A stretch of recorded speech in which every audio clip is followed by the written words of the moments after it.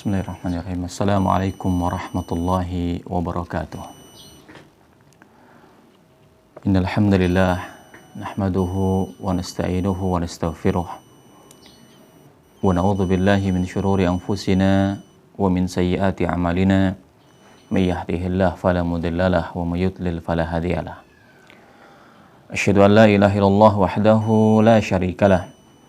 Wa asyhadu anna Muhammadan abduhu wa rasuluhu la nabiyya ba'dah. Yaqulullahu tabaraka wa ta'ala, ya ayyuhalladzina amanu taqullaha haqqa tuqatih wa la tamutunna illa wa antum muslimun. Ya ayyuhan nasu taqu rabbakumul ladzi khalaqakum min nafsin wahidah wa khalaqa minha zawjaha wa batha minhuma rijalan katsiran wa nisaa'a wattaqullaha alladzi tasaaluna bihi wal arham innallaha kana 'alaikum raqiba. Ya ayyuhalladzina amanu taqullaha wa qulu qawlan sadida yuslih lakum a'malakum wa yaghfir lakum dhunubakum wa may yuti'illaha wa rasulahu faqad faza fawzan 'azima. Amma ba'du, fa inna asdaqal kalami kalamullahi 'azza wa jalla wa khairal huda huda Muhammad sallallahu alaihi wa ala alihi wa sallam. Wa syarrul umur muhdatsatuha fa inna kulla muhdatsatin bid'ah wa kulla bid'atin dhalalah wa kulla dhalalatin finnar. Allahumma inna nas'aluka ilman nafi'a wa rizqan thayyiba wa amalan mutaqabbala.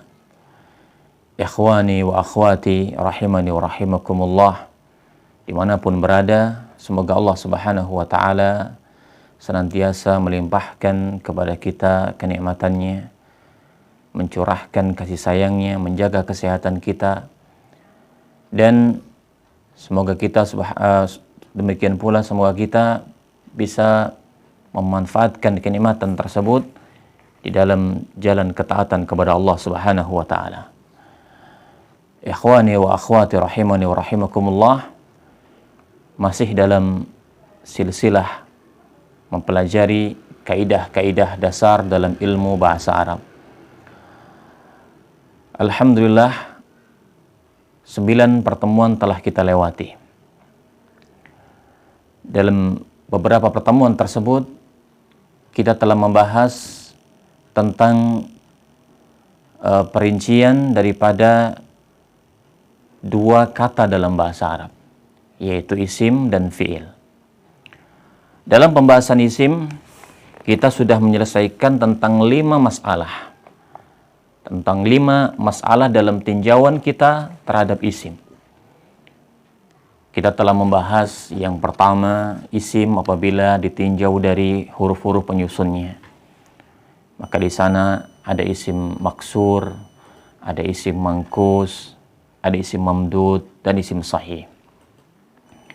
Kita juga telah membahas isim apabila ditinjau dari jenisnya, maka akan terpecah menjadi 2 kelompok.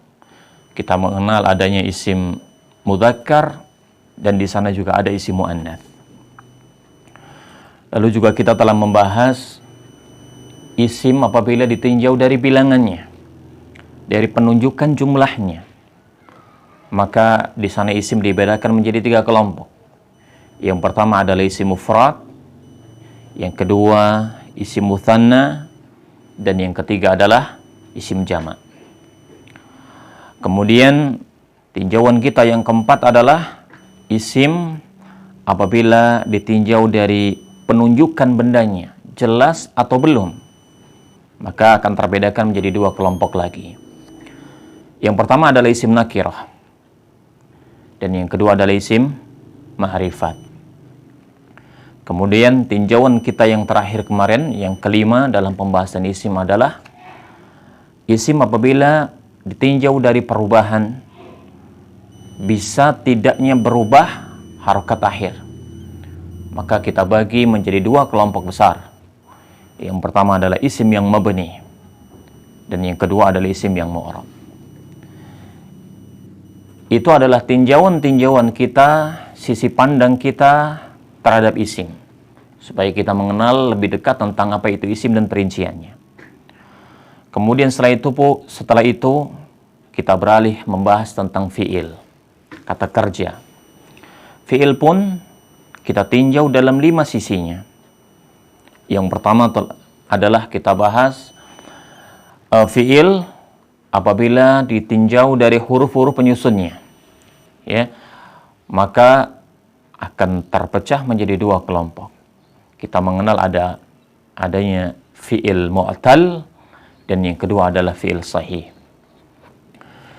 Kemudian yang kedua, kita juga telah membahas fi'il atau kata kerja apabila dilihat dari sisi waktu, ya, dari waktunya, waktu terjadinya, maka akan terpecah menjadi 3 kelompok. Yang pertama adalah fi'il madhi, menunjukkan kejadian yang lampau. Yang kedua adalah fi'il mudhari, menunjukkan waktu sekarang atau akan datang. Dan yang ketiga adalah fi'il amr, menunjukkan kata kerja perintah, ya. Kemudian yang ketiga, kita juga telah membahas tentang fi'il apabila ditinjau dari butuh tidaknya kepada objek kalimat. Maka kita mengenal adanya di sana ada fi'il yang disebut dengan fi'il lazim, di mana fi'il ini tidak butuh kepada objek.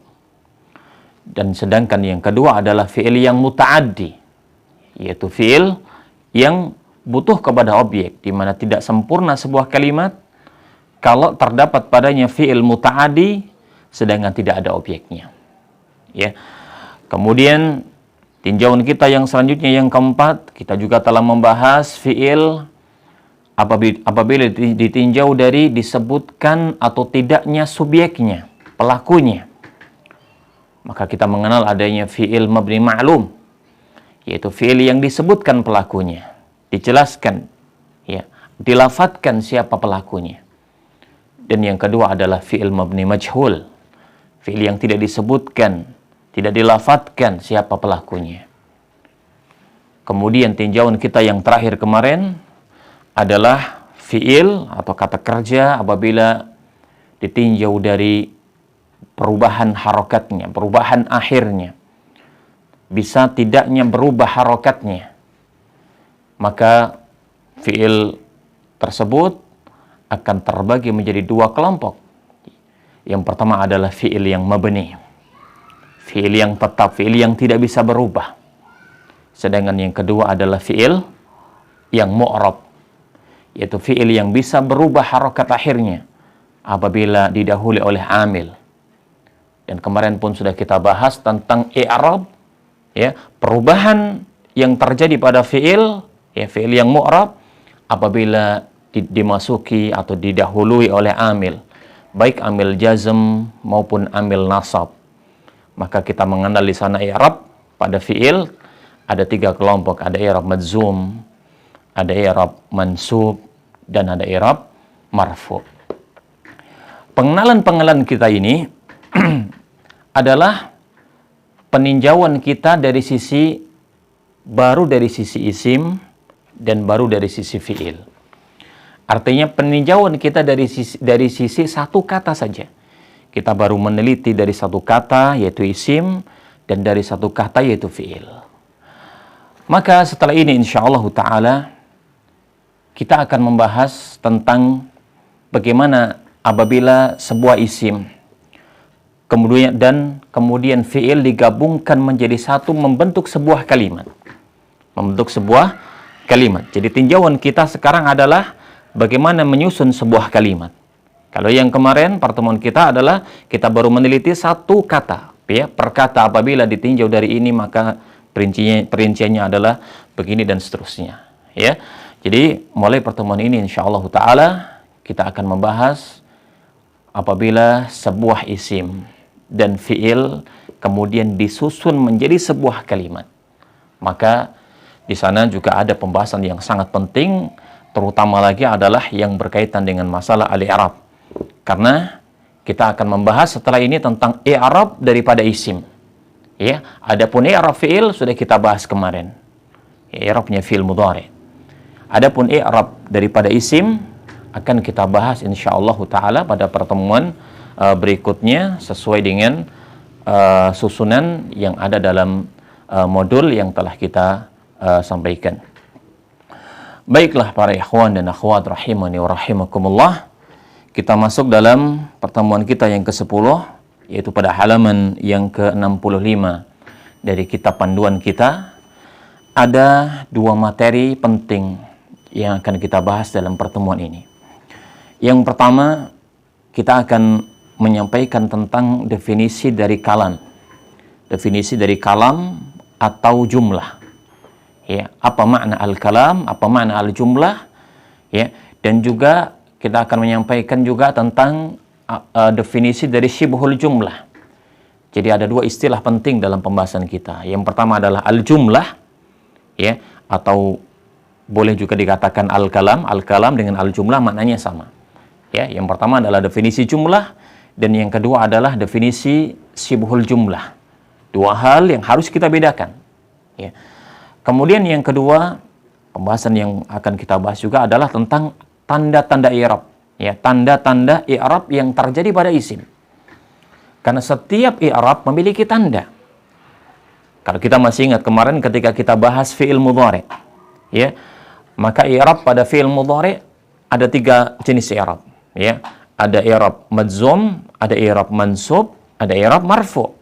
Masing-masing i'rab tersebut memiliki tanda. Ya, marfu ada tandanya, mansub ada tandanya, majzum ada tandanya. Maka demikian pula i'rab yang terjadi pada isim.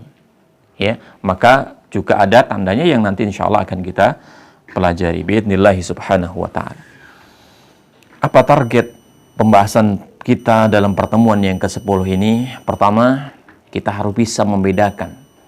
Ya, kita harus bisa membedakan antara kalam dengan yang bukan kalam. Antara jumlah dan yang bukan jumlah. Membedakan ini adalah jumlah, ini bukan. Dan ini adalah syibhul jumlah, ya, kita harus bisa membedakan. Yang kedua, kita harus mengetahui tentang apa saja perincian i'rab yang terjadi pada isim dan apa tanda i'rab dari isim tersebut. Inilah yang insyaallah ta'ala akan kita bahas dan mudah-mudahan Allah subhanahu wa ta'ala memberikan kepahaman kepada kita tentang pembahasan yang akan kita sampaikan. Baiklah para ikhwan dan akhwat rahimani wa rahimakumullah, kita masuk kepada pembahasan dari pertemuan kita yang ke-10. Pembahasan yang pertama akan kita bahas tentang apa definisi dari al-kalam atau al-jumlah dan perbedaan dengan syibhul jumlah. Diperhatikan para ikhwan dan akhwat rahimani wa rahimakumullah, al-kalam atau al-jumlah sangat berbeda dengan syibhul jumlah. Maka arti atau definisi daripada al-kalam atau al-jumlah adalah susunan kata, ya, yang memberi makna sempurna. Jadi definisi pengertian daripada al-jumlah adalah susunan kata. Kata dalam bahasa Arab, ya, kemarin sudah kita bahas ada 3. Pertama adalah isim, yang kedua adalah fi'il, yang ketiga adalah huruf. Apabila kata tersebut kita susun, ya, misalkan isim kita susun dengan fi'il, atau fi'il kita gandengkan dengan isim setelahnya, dengan membentuk sebuah susunan. Kemudian susunan tersebut bisa memberi makna yang sempurna, ya, bisa memberi arti yang bisa difahami jelas baik oleh orang yang berbicara dan orang yang mendengar, ya, maka itulah yang dimaksud dengan al-kalam atau al-jumlah. Ya, jadi kita ulang lagi bahwa makna al-kalam atau makna al-jumlah adalah susunan kata. Ya, susunan kata bisa jadi dia adalah susunan berupa isim yang bertemu dengan fi'il setelahnya, ya, atau yang fi'il yang ada di awal, kemudian setelahnya baru isim, misalkan, ya, susunan beberapa kata, ya, minimal ada 2 kata yang kita susun.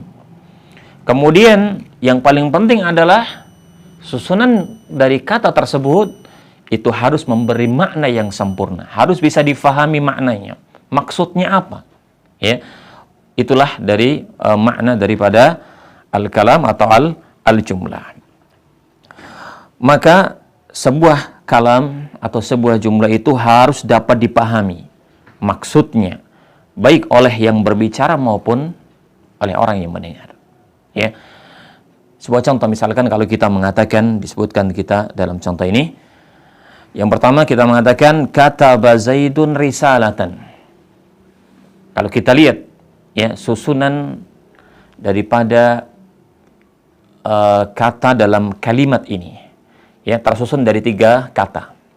Pertama kataba, yang kedua Zaidun, yang ketiga risalatan. Tersusun dari 3 kata.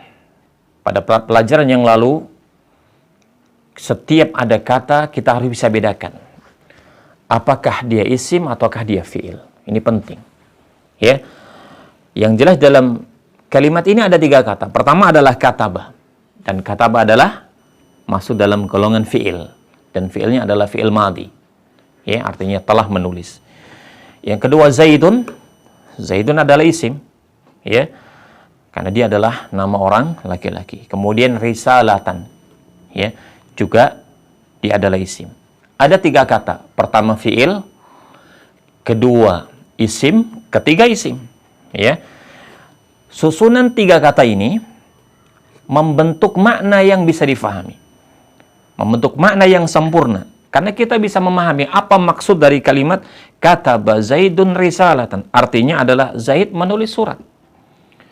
Orang ketika mendengar kalimat ini dibacakan, kalimat ini diucapkan, dia akan faham maksudnya bahwa Zaid adalah ya telah menulis sebuah surat. Faham, maksudnya jelas. Ya, maka inilah yang disebut dengan al-kalam. Maka inilah yang disebut dengan al-kalam. Karena terpenuhi ya syarat daripada kalam atau jumlah tadi, yaitu bahwa sebuah kalam adalah atau sebuah jumlah harus tersusun dari beberapa kata, minimal 2 kata. Ya, minimal 2 kata. Kita mengatakan misalkan jaa Muhammadun, 2 kata. Ya, kita mengatakan Zaidun musafirun. Ya, Zaid itu melakukan safar, perjalanan.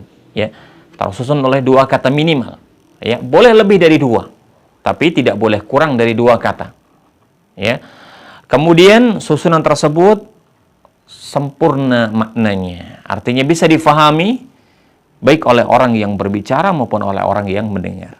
Baik. Itulah definisi dari al-jumlah.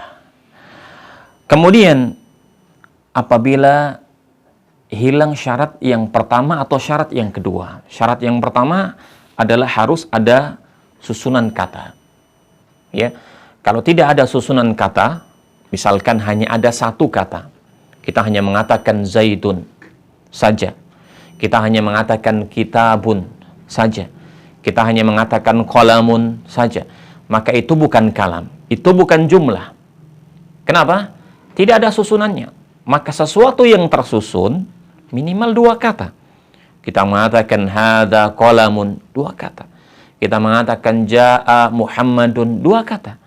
Tapi kalau hanya jaa 1 kata, Muhammadun 1 kata, ini tidak disebut sebagai susunan dan berarti dia bukan kalam. Ya.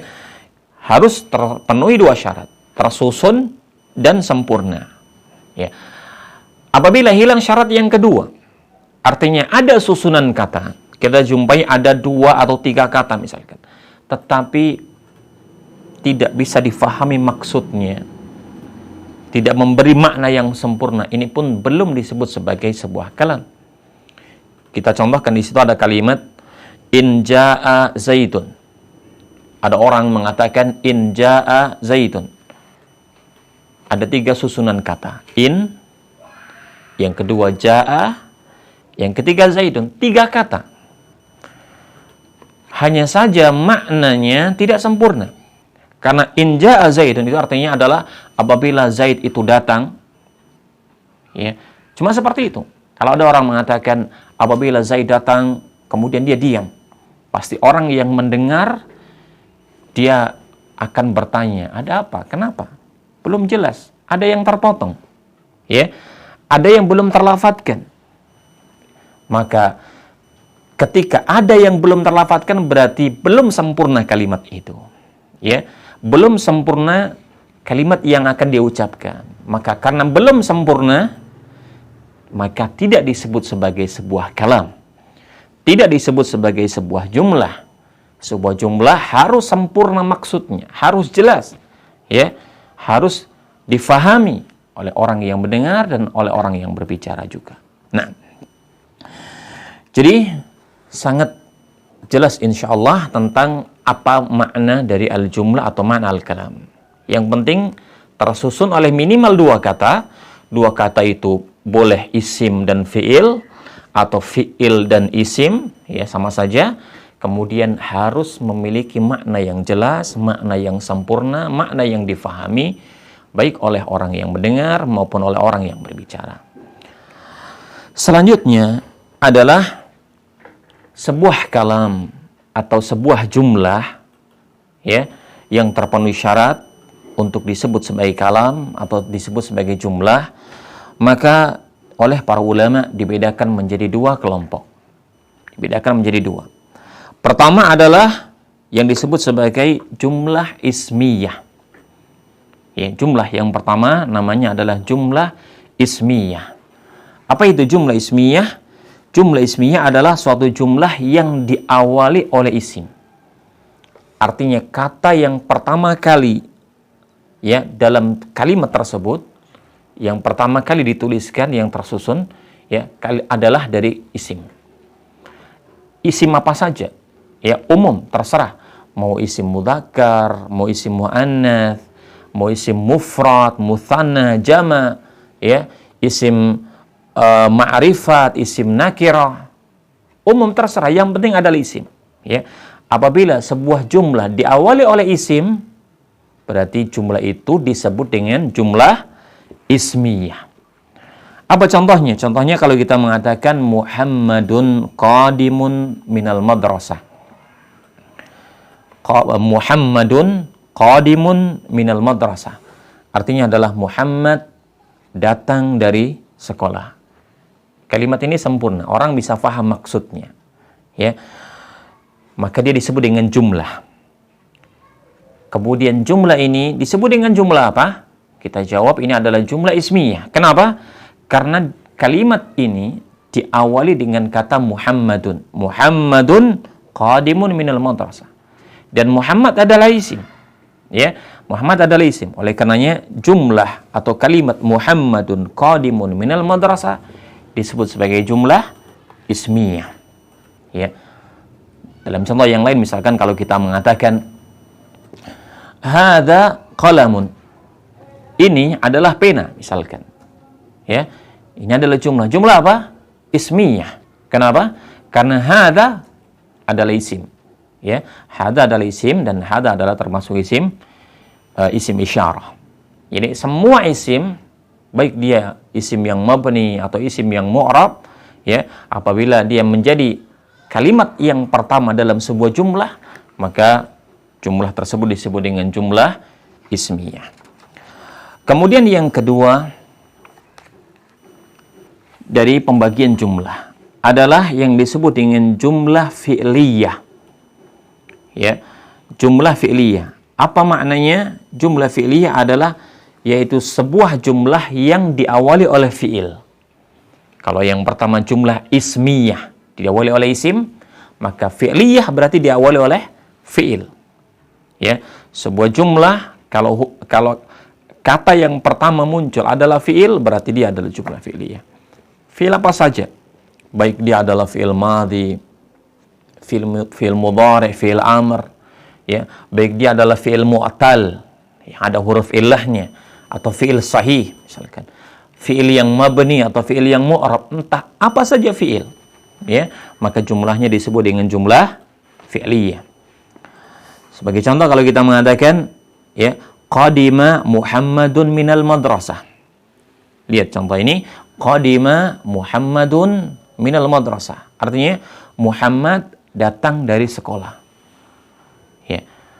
Jumlah ini disebut dengan jumlah fi'liyah. Kenapa?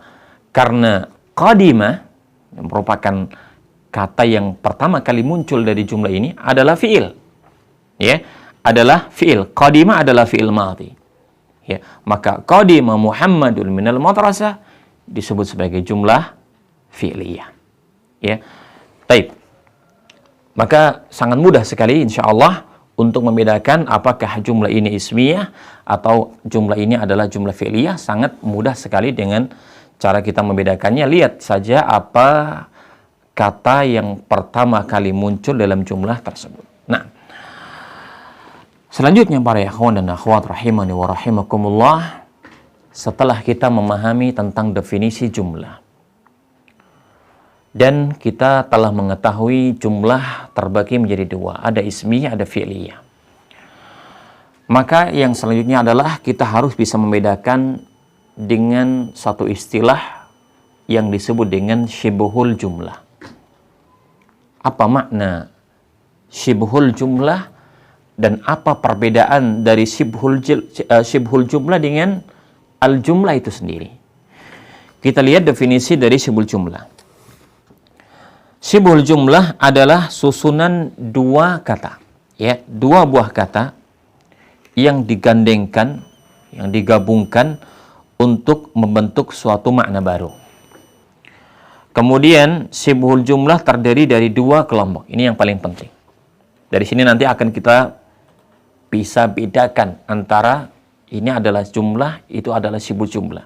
Karena bisa jadi ini mirip, ya. Karena bisa jadi ini mirip. Padahal keduanya berbeda. Kita lihat. Syibhul jumlah itu adalah yang pertama, dia itu adalah susunan dhorof. Apa itu dhorof? Dhorof dalam bahasa Arab artinya adalah kata keterangan. Kata keterangan. Kata keterangan mencakup dua. Pertama adalah keterangan tempat, atau yang sering diistilahkan dengan istilah dhorof makan. Dan yang kedua adalah kata keterangan waktu, yang disebut dengan istilah dhorof zaman. Jadi dhorof artinya kata keterangan, mencakup dua. Jika menunjukkan keterangan tempat, dia disebut dengan dhorof makan. Jika menunjukkan keterangan waktu, maka dia disebut dengan dhorof zaman. Ya, ingat, makan artinya tempat, zaman artinya waktu. Jadi dhorof ada dua. Dhorof makan, dhorof zaman. Keterangan tempat, keterangan waktu. Ya. Apabila ada dhorof, kata keterangan tempat, ya, kemudian bersambung dengan isim yang lain setelahnya, maka susunan itulah yang disebut dengan istilah syibhul jumlah. Kita ulang. Syibhul jumlah adalah susunan dhorof, baik dia dhorof makan maupun dhorof zaman, keterangan tempat maupun keterangan waktu, yang disambungkan, digandengkan setelahnya dengan sebuah isim. Dengan sebuah isim. Ya, maka susunan dhorof bersama isim, itulah yang disebut dengan syibhul jumlah. Kita buat sebuah contoh. Contoh yang pertama, kalau kita mengatakan waqaftu amamal baiti, artinya aku berdiri di depan sebuah rumah.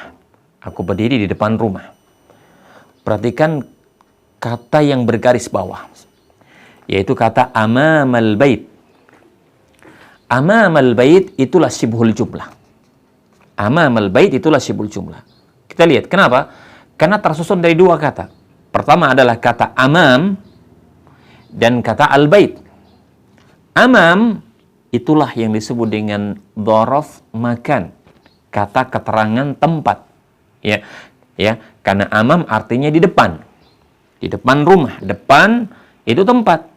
Ya, maka berarti di antara contoh dhorof makan, kata keterangan tempat, ya, adalah selain depan berarti kebalikannya, belakang, depan, belakang, kanan, kiri, atas, bawah, itu adalah kata keterangan tempat. Ya, depan, belakang, kanan, kiri, atas, bawah itu adalah tempat. Contoh, ya. Maka amamal bait itu disebut dengan syibhul jumlah. Ya. Contoh yang kedua, kita mengatakan ji'tu qabla adh-dhuhri. Ji'tu qabla adh-dhuhri. Aku datang sebelum duhur. Ya, sebelum duhur. Lihat susunan kata yang bergaris bawah, yaitu qabla adh-dhuhri. Ya, qabla adh-dhuhri inilah yang disebut dengan syibhul jumlah. Kenapa? tersusun dari dua kata, qabla dan adz-dzuhri. Sedangkan qabla adalah kata keterangan waktu atau yang disebut dengan dzaraf zaman, ya, kata keterangan waktu, menunjukkan waktu sebelum, sesudah, ya, misalkan hari, ya, jam, ya, dan yang selainnya adalah contoh-contoh keterangan waktu. Dan insya Allah nanti akan ada pelajaran khusus di belakang tentang apa saja lafaz-lafaz dari dzaraf makan, apa saja lafaz-lafaz dari dzaraf zaman. Insya Allah nanti ada pembahasannya khusus. Ya, di sini kita menyebutkan 1-2 contoh saja kata yang menunjukkan tempat, kata yang menunjukkan zaman, yang selanjutnya akan membentuk sebuah syibhul jumlah.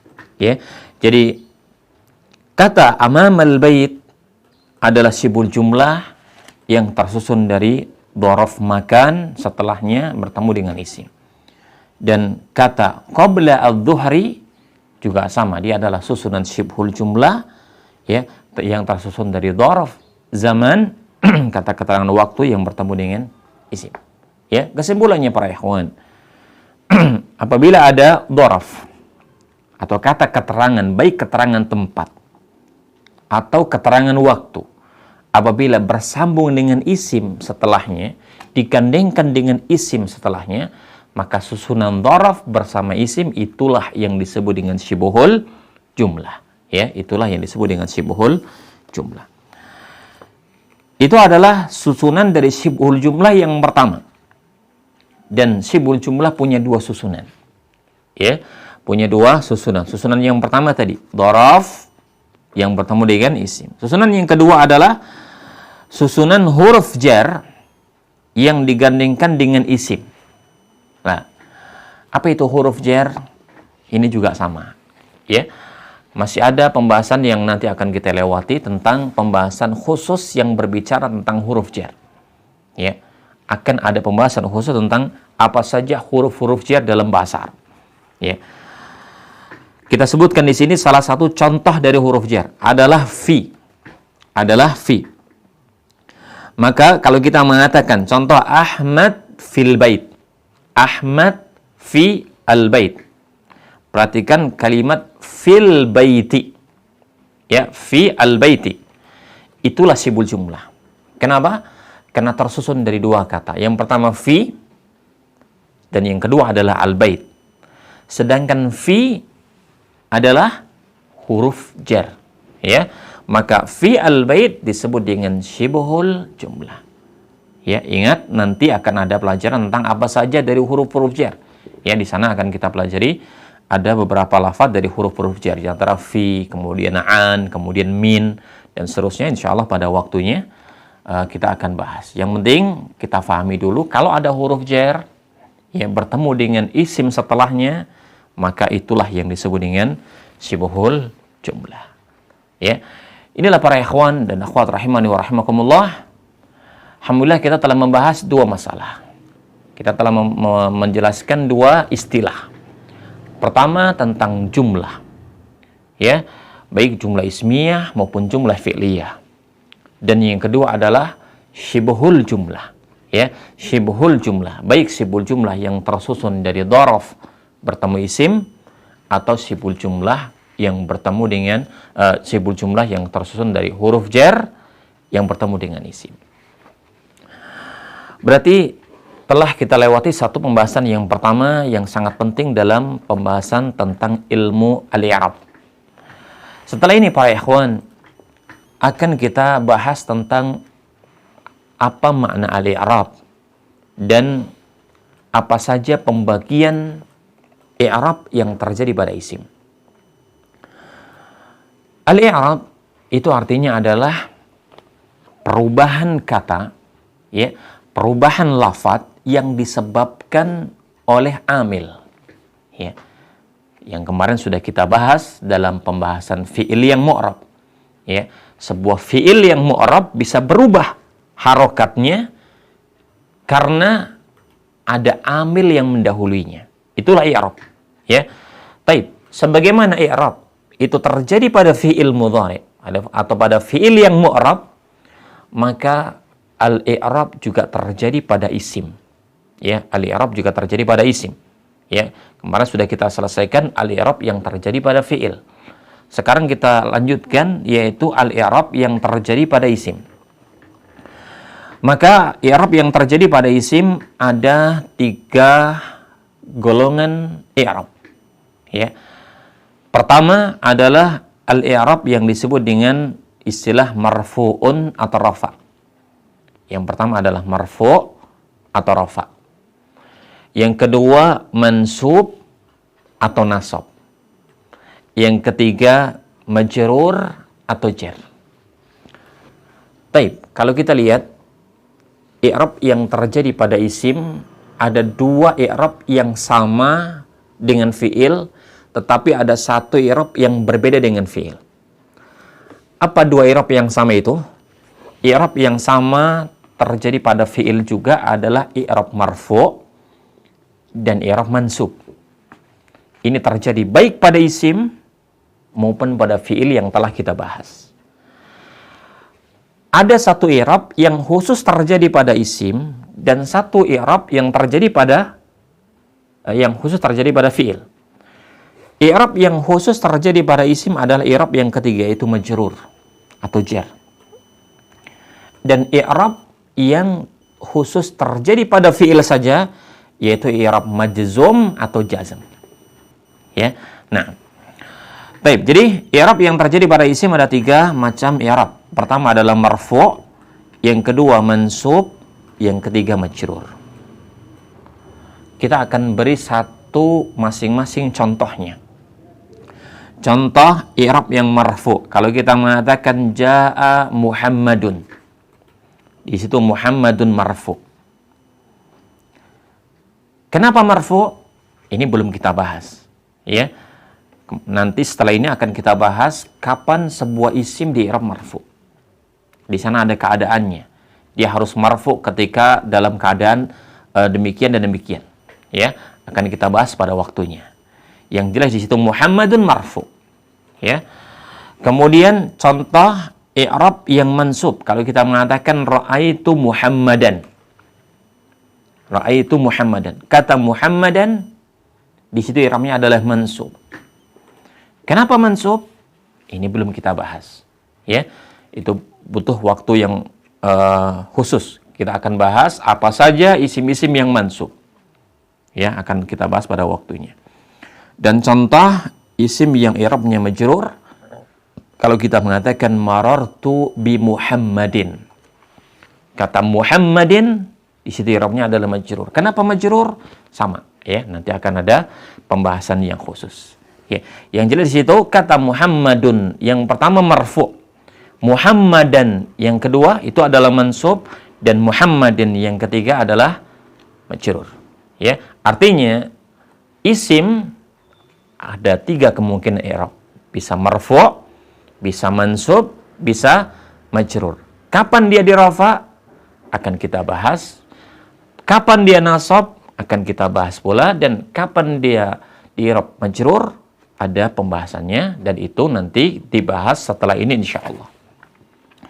Sebelum kita membahas tentang kapan sebuah isim di i'rab marfu', kapan sebuah isim di i'rab mansub, dan kapan sebuah isim di i'rab majrur, akan kita dahulukan pembahasannya tentang tanda i'rab.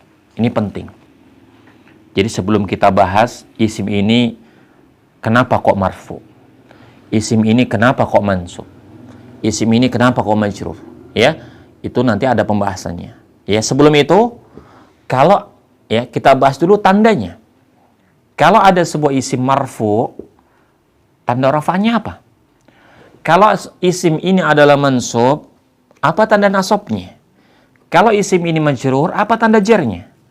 Karena ingat, setiap i'rab ada tandanya. Kita lihat, kita ingat kemarin ketika kita bahas fi'il. Ya, fi'il mudhari' yang marfu' ada tandanya.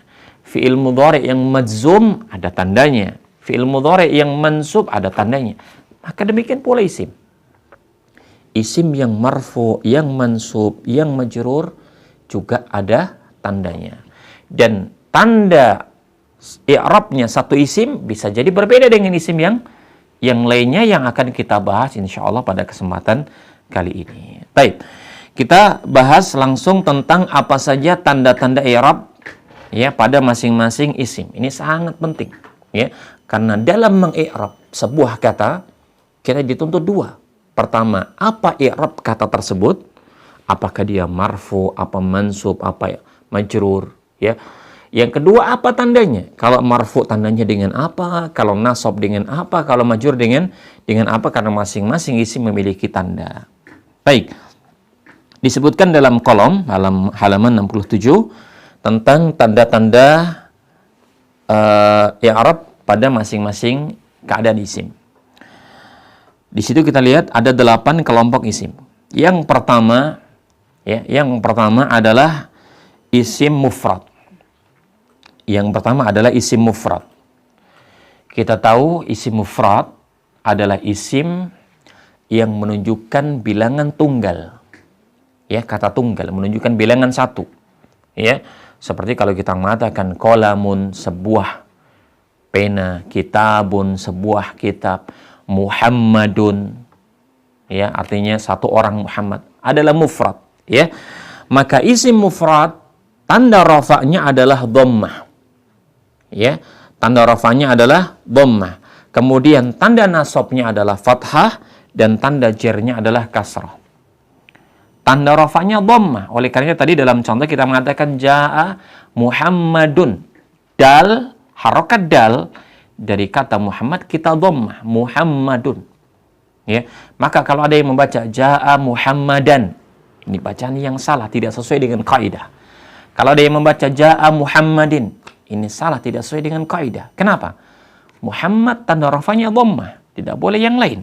Ya, maka harus dhammah. Kemudian nasabnya adalah fathah. Makanya kita mengatakan ra'aitu Muhammadan. Lihat, harokat huruf dal di fathah. Ya. Kalau ada yang membaca ra'aitu Muhammadun, tidak sesuai kaidah. Ra'aitu Muhammadin, tidak sesuai kaidah. Ya, harus dengan fathah. Kemudian isim mufrad itu tanda jarnya dengan kasrah. Makanya kita mengatakan marartu bi Muhammadin di kasrah. Ya. Selain kasrah maka salah.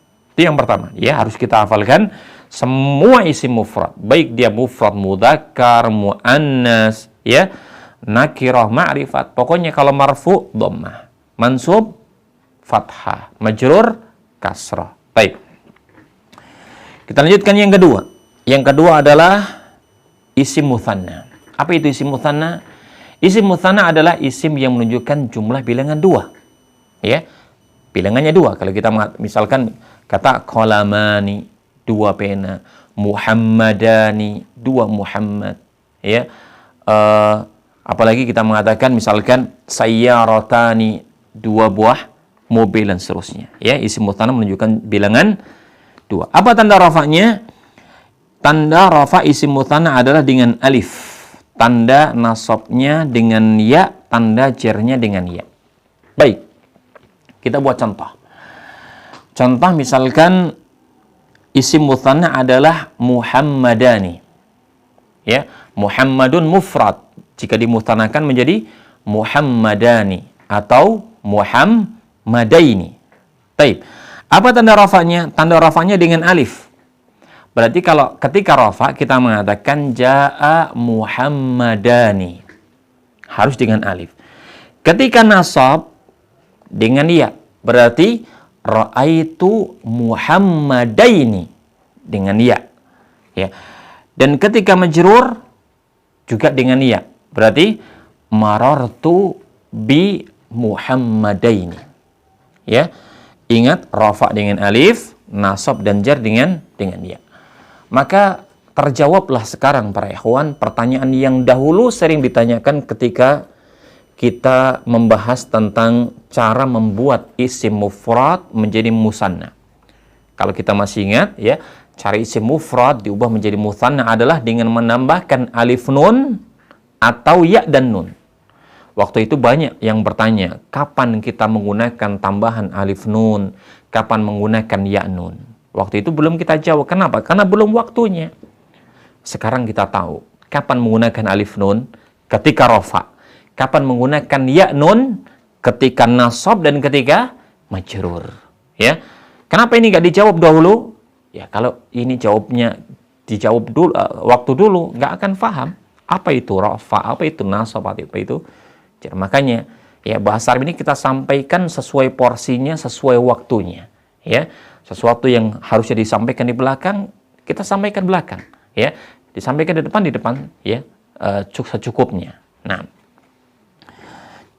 baik. Kemudian selanjutnya adalah yang ketiga, yaitu jamak mudzakkar. Ya, isim jamak mudzakkar. Yang kita maksudkan adalah jamak mudzakkar salim. Jamak mudzakkar salim kita tahu dia adalah hitungan lebih dari 2, 3 ke atas yang menunjukkan laki-laki. Yang menunjukkan laki-laki. Apa contohnya? Contohnya adalah kita mengatakan misalkan Muhammaduna. Artinya para Muhammad. Ya. Apa tanda rafanya? Tanda rafanya adalah dengan dhammah. Tanda nasabnya dengan tanda rafanya adalah dengan waw. Ya. Tanda nasabnya dengan ya dan tanda jarnya pun dengan ya. Contoh ketika rafa, ya, ketika marfu kita mengatakan jaa Muhammaduna menggunakan waw dan nun. Ya. Ketika nasab kita mengatakan ra'aitu Muhammadina. Dan ketika majrur kita mengatakan marartu bi Muhammadina. Ya, marfu dengan waw, mansub dan majrur dengan ya. Terjawab pertanyaan yang dahulu ditanyakan, jamak mudzakkar salim adalah dengan menambahkan waw dan nun atau ya dan nun. Kapan menggunakan waw nun? Kapan menggunakan ya nun? Terjawab sudah. Waw nun ketika rafa, ya. Ya nun ketika nasab dan majrur. Baik. Yang keempat adalah apabila ada isim jamak muannas. Yang kita maksudkan adalah jamak muannas salim. Jamak muannas salim. Apa itu jamak muannas salim? Jamak muannas salim adalah hitungan lebih dari 2, ya, 3 ke atas yang menunjukkan wanita. Apa contohnya? Contohnya misalkan kalau kita mengatakan Zainab itu seorang wanita, kita jamakkan menjadi Zainabatun, Zainabatin. Baik. Apa tanda rafanya? Tanda rafanya adalah dengan dhammah. Tanda nasabnya dengan kasrah dan tanda jarnya dengan kasrah. Berarti ketika rafa kita mengatakan ja'at Zainabatun di dhammah. Ketika nasab kita mengatakan ra'aitu Zainabatin di kasrah. Dan ketika majrur kita mengatakan marartu bi Zainabatin di kasrah. Ya. Kita tahu sekarang ya, jamak muannas salim adalah dengan menambahkan alif ta. Taknya di dhammah atau di kasrah. Kapan di dhammah? Ketika rafa. Ya. Kapan di kasrah? Ketika nasab dan ketika majrur. Nah, selanjutnya adalah yang kelima. Ya, yang kelima dari tanda i'rab isim, yang kelima adalah jamak taksir. Apa itu jamak taksir? Jamak taksir adalah hitungan lebih dari 2 yang bentuknya berbeda dari bentuk jamak mudzakkar salim dan dari jamak muannas salim, yaitu jamak yang tidak ada tambahan waw nun, ya nun atau alif ta. Ya, bisa di murajah ulang tentang definisi dari jamak taksir dalam pembahasan isim dahulu. Ya. Nah, apa contoh jamak taksir? Contoh misalkan kata ar-rajulu jamaknya adalah ar-rijalu. Ya, kata at-talibu jamaknya adalah at-tullabu misalkan. Dan yang lainnya dari contoh-contoh jamak taksir. Kita ambil satu contoh misalkan ar-rijal. Kata ar-rijal jamak taksir, maka tanda rafa'nya adalah dengan dhammah. Tanda nasabnya dengan fathah. Tanda jarnya dengan kasrah. berarti tanda-tanda i'rab jamak taksir persis dengan i'rabnya isim mufrad. Ya, sama dengan isim mufrad. Rafa dengan dhammah, nasab dengan fathah, dan majrur dengan kasrah. Maka kalau kita buat contoh misalkan ketika marfu kita mengatakan jaa ar-rijalu.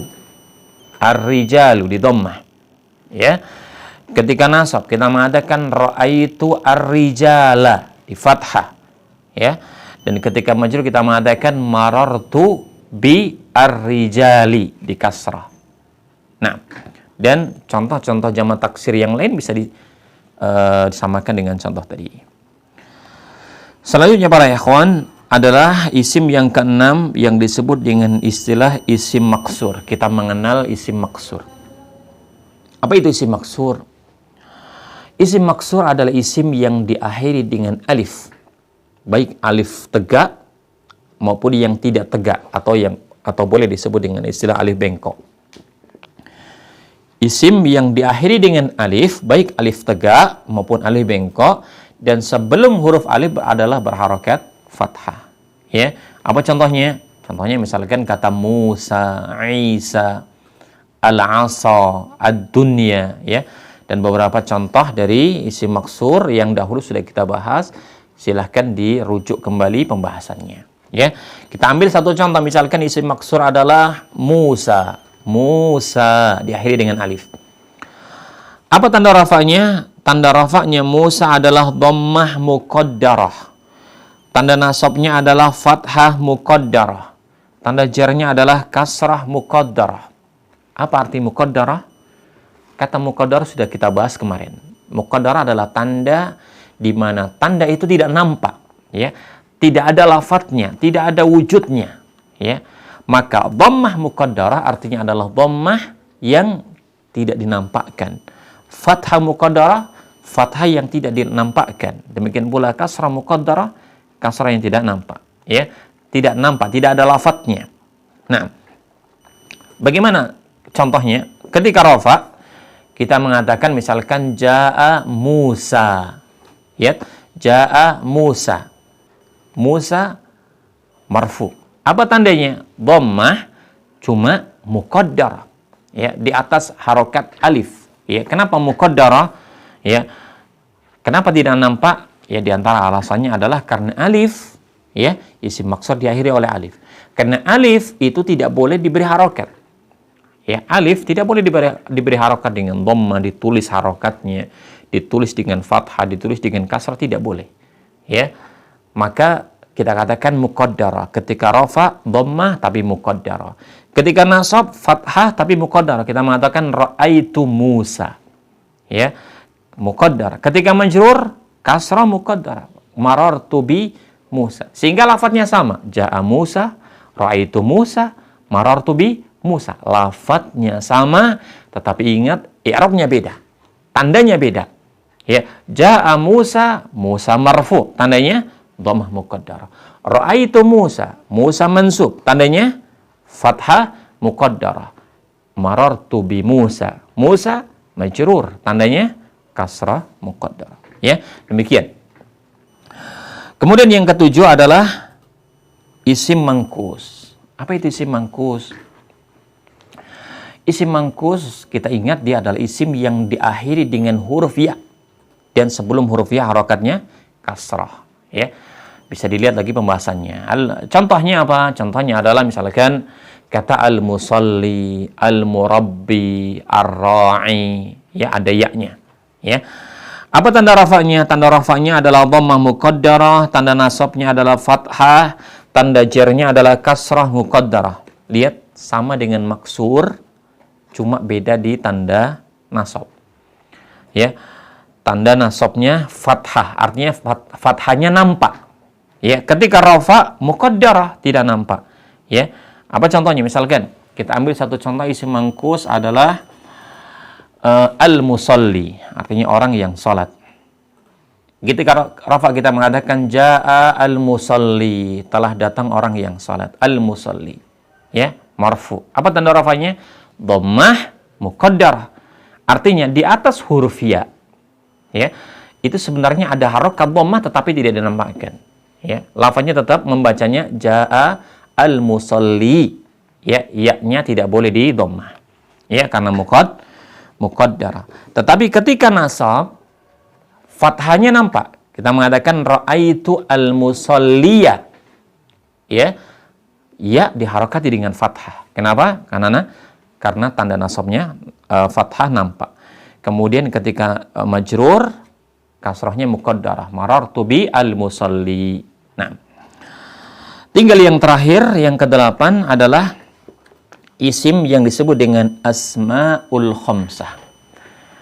Para ikhwan, apa yang dimaksud dengan asma'ul khamsah? Asma' itu adalah bentuk jamak taksir dari ismun. Ya, ismun jamaknya asma. Khamsah artinya 5. Berarti asma'ul khamsah adalah isim-isim yang jumlahnya 5. Ada apa dengan 5 isim ini? 5 isim ini, kata para ulama, memiliki tanda i'rab yang sama. Sehingga kemudian dia dikelompokkan menjadi satu dan disebut dengan asma'ul khamsah. Apa saja yang disebut dengan asma'ul khamsah? Asma'ul khamsah adalah 5. Pertama adalah abu. Abu artinya bapak. Ya. Yang kedua ahu. Ahu artinya saudara laki-laki. Yang ketiga adalah hamu. Hamu artinya ipar. Yang keempat adalah fu. Fu artinya adalah lisan atau mulut, ya lisan, ya. Kemudian yang kelima dzu. Dzu artinya pemilik. Kita ulang. Abu artinya bapak, akhu saudara laki-laki, hamu ipar, kemudian fu artinya lisan atau mulut, kemudian dzu artinya adalah pemilik. 5 isim ini, abu, ahu, hamu, fu, dan dzu, itulah yang disebut dengan asma'ul khamsah. 5 isim yang memiliki tanda i'rab yang sama. Apa tanda i'rabnya? Tanda i'rabnya adalah tanda rafa'nya dengan waw, tanda nasabnya dengan alif, tanda jernya dengan ya. Waw, alif, ya. Ya, waw, alif, ya. Seperti huruf illah. Ya. Tanda rafa'nya dengan waw. Apa contohnya? Contohnya kalau kita mengatakan, misalkan kita ambil satu contoh yang abu. Kita mengatakan Ja'a Abu Muhammad. Atau kita misalkan mengatakan Ja'a Abuka. Telah datang bapakmu. Abuka menggunakan waw. Ya, ketika rafa. Ketika nasab kita mengatakan dengan alif. Ra'aitu abaka. Ya. Abu sekarang waw dirubah menjadi alif. Ra'aitu abaka. Ya, ketika nasab. Dan ketika majrur dengan ya, kita mengatakan marartu bi abika. Ya, berubah menjadi ya. Demikian pula dengan kata ahu. Kita mengatakan jaa ahuka, ya. Ra'aitu akhaka dengan alif. Marartu bi ahika dengan ya. Demikian pula kata hamu, demikian pula kata fu, dan demikian pula kata dzu. Ya, asmaul khamsah, ya. Maka tanda rafanya dengan waw harus dengan waw, tanda nasabnya dengan alif, dan tanda jernya adalah dengan ya. Nah, inilah tanda-tanda i'rab yang sangat penting untuk kita hafalkan. Ingat, ketika kita meng'irab sebuah lafaz yang ditanya 2. Pertama, apa i'rabnya? Yang kedua, apa tandanya? Ketika marfu, tandanya dengan apa? Ketika nasab, tandanya dengan apa? Demikian ketika majrur. Ya. Kemudian pada halaman setelahnya para ikhwan, itu adalah sekedar penerapan dari yang tadi kita sudah jelaskan. Ya, ini adalah contoh saja penerapan dari tanda-tanda i'rab. Ya, ketika tadi misalkan bisa dilihat ketika isim mufrad rafa'nya dengan dhammah, kita mengatakan huwa Muhammadun atau jaa Muhammadun, ya, dengan dhammah. Ketika nasab ra'aitu Muhammadan dengan fathah. Ketika majrur marartu bi Muhammadin dengan kasrah. Ini penerapan saja. Ya, isim mutsanna, ya, masih ingat tanda rafa'nya dengan alif, tanda nasab dan jar dengan ya. Contoh ketika rafa huma Muhammadani, ya dengan alif, ya. Kemudian ketika nasab raaitu Muhammadaini menggunakan ya. Ketika majrur juga sama, marartu bi Muhammadaini, itu isim mutsanna, ya. Jamak mudzakkar salim misalkan Muhammaduna, ini juga sama seperti yang tadi kita contohkan, ya, marfu dengan waw, nasab dan jar dengan ya. Contoh hum Muhammaduna, ini marfu, ya. Kemudian nasabnya adalah raaitu Muhammadina dengan ya. Tanda jarnya marartu bi Muhammadina juga dengan ya. Jamak muannats salim, ya. Contoh Fatimat, ketika marfu dengan dhammah, ketika nasab dan jar dengan kasrah. Hunna Fatimatun, ini marfu. Raaitu Fatimatin, ini nasab, ya. Marartu bi Fatimatin juga, ya, majrur. Baik. Kemudian jamak taksir, contohnya jamak taksir adalah aklam. Aklam jamak taksir dari qalamun. Qalamun mufrad, jamaknya, jamak taksirnya adalah aklam. Kita mengatakan hadi aklamun, ya. Tanda i'rab jamak taksir sama dengan tanda i'rabnya isim mufrad. Rafa dengan dhammah, hadhihi aklamun, ya. Kemudian nasabnya dengan fathah, raaitu aklaman dengan fathah, ya, dan tanda jarnya dengan kasrah, katabtu bi aklami dengan kasrah, ya. Jadi ingat, tanda-tanda i'rab ini sangat penting para ikhwan dan para akhwat rahimani wa rahmakumullah. Maka kita harus menghafalnya, ya. Sebuah isim mufrad marfu'nya dengan apa, nasab jarnya dengan huruf apa, dengan harokat apa, isim mutsanna, isim jama, ya, maksur, mangkuh dan seterusnya. Kita harus mengetahui dan menghafalkan tanda i'rab ini, sangat penting, ya. Baik. Dan kenapa marfu, kenapa mansub, kenapa majrur? Sekali lagi, kalau pertanyaan mengapa, ya, i'rabnya demikian, itu belum kita bahas dan akan dibahas setelah ini insyaallah ta'ala. Setelah ini akan kita bahas mengapa sebuah isim itu marfu, ya, mengapa sebuah isim ini mansub, dan kenapa isim ini harus majrur. Insyaallah akan kita bahas dalam pembahasan setelah ini biidznillah subhanahu wa ta'ala. Wallahu a'lam bishawab. Para ikhwan, para akhwat rahimani wa rahimakumullah dimanapun berada, inilah, ya, yang bisa kita sampaikan dalam pertemuan yang ke-10 ini. Sebagai kesimpulannya adalah bahwa kita harus bisa, pertama kita harus bisa membedakan tentang apakah kalimat ini sah untuk disebut sebagai jumlah ataukah tidak, ya. Dan itu sangat tergantung dengan dua syarat yang tadi kita sebutkan, tersusun dan sempurna, ya. Kemudian apabila sebuah kalimat itu adalah sah untuk disebut sebagai jumlah, selanjutnya akan dibedakan menjadi dua, apakah dia ismi ataukah fi'liyah, ya. Kemudian kita juga harus membedakan tentang sibul jumlah. Harus sibul jumlah berbeda dengan jumlah, dia memiliki kekhususan, yaitu harus tersusun dengan dhoraf, setelahnya adalah isim, atau huruf jar setelahnya isim, ya. Kemudian kesimpulan yang kedua adalah i'rab yang terjadi pada isim ada 3 macam jenis i'rab, ya. Sebagaimana i'rab yang terjadi pada fi'il juga ada 3 jenis macam i'rab. 2 jenis i'rab isim sama dengan 2 jenis i'rab fi'il, yaitu marfu dan mansub. Tapi ada 1 jenis i'rab yang khusus terjadi pada isim, yaitu majrur, dan 1 i'rab yang khusus terjadi pada fi'il, yaitu majzum.